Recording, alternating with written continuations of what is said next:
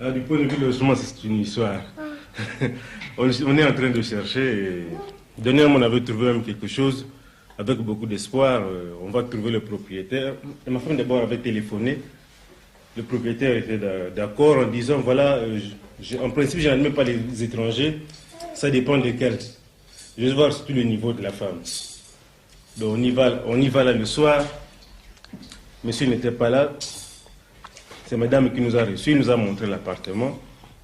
Et il nous a dit de revenir le lendemain. Monsieur est revenu. Le lendemain, nous sommes rentrés là à 9 h.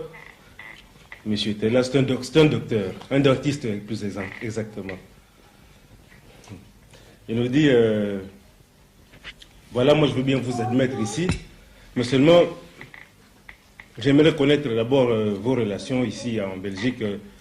Par exemple, les frères que vous avez, les amis qui peuvent venir vous voir, et mettre ça sur une liste. Et vous, je me suis dit, enfin, mettre ça sur une liste, ce n'est même pas une sécurité. Quand je vais, à la police belge ici pour remplir ma carte d'identité, on ne me demande pas mes amis. On me demande peut-être un frère pour savoir, peut-être en cas de danger, signifier quelque chose, mais pour louer un appartement, qu'on me demande, les gens qui peuvent venir, parce que sous prétexte qu'on a une réputation à préserver. Donc je dis à monsieur, non, je renonce à cet appartement, mieux vaut que j'habite le coin le plus sale qui puisse exister, serré avec mes enfants, plutôt que d'habiter là un endroit où je ne serais pas libre, où je me sentirais surveillé à tout moment. Mais vous disiez que vous ne saviez pas si vous deviez venir vers nous ou si vous attendiez que nous allions vers vous. C'est un peu ça. C'est ça.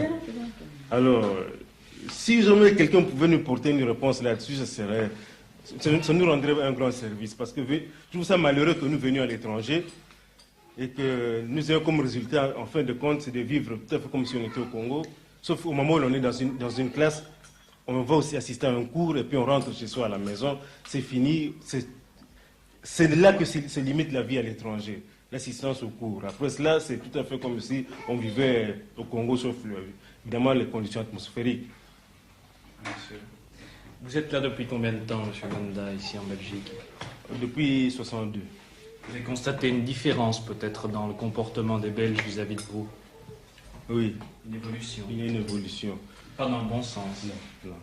Non. Je crois que les difficultés dans les relations belgo-congolaises ont beaucoup fait.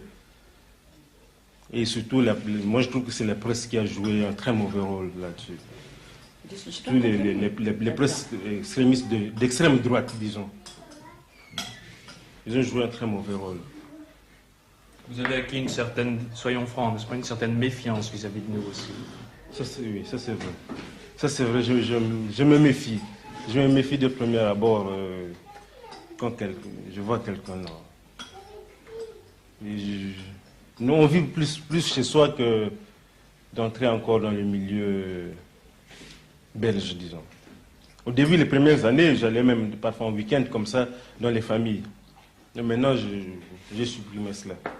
J'ai supprimé. Vous savez, parce qu'on se pose des questions, on se dit, est-ce que, quand j'ai été là-bas, est-ce que c'était un accueil franc ou pas? Surtout à voir toutes les réactions qu'il y a dans la presse. Alors je me demande, est-ce que j'y vais, on m'accepte par curiosité ou bien vraiment par amitié entre hommes, ou bien pour le besoin d'un échange culturel. Alors, à un moment donné, j'ai tiré la conclusion que maintenant, si j'y vais, ce serait d'abord manquer d'honnêteté vis-à-vis de moi-même. Je suis un peu... On est trop choqué, alors mieux vaut être honnête et dire, voilà, je ne vais pas chez ces gens-là, je ferai semblant d'être gentil avec eux. Au fond de moi-même, je me dirais, enfin... comprenez vous-même. Je vous remercie d'autant plus de nous recevoir avec gentillesse. Si nous vous avons réussi avec gentillesse, là, je tiens à la préciser, c'est parce que nous estimons que peut-être nous pouvons faire quelque chose pour une certaine amélioration dans nos relations. Et parce que je trouve ça, c'est très important. Et aussi une phrase malheureuse que ce docteur-là dont je parlais tout à l'heure pour l'appartement a dit, moi je m'en fous des relations belgo-congolaises. Je dis, mais tout simplement vous faites une erreur parce que nous autres, demain peut-être, nous allons être à la tête de notre pays. Mais vous serez étonné de voir que ce sont ceux qui ont été étudiés chez vous qui seront le plus durs vis-à-vis de vous autres. Et ce sont parfois de toutes petites phrases ou de tout petits faits, n'est-ce pas, qui sont très importants. C'est ça tout justement. Ce sont des petits faits qui peut-être, si c'était pris isolément, peut-être on ne ferait pas trop attention. Mais seulement dans ce cas-là, où quelqu'un, un médecin, vous dites enfin, un médecin, un homme cultivé qui vous dit cela, qui s'en fout du bien-être de ses frères qui sont là-bas, ou bien des relations que son pays pourrait avoir avec un autre pays, je trouve ça très grave, je trouve ça malheureux.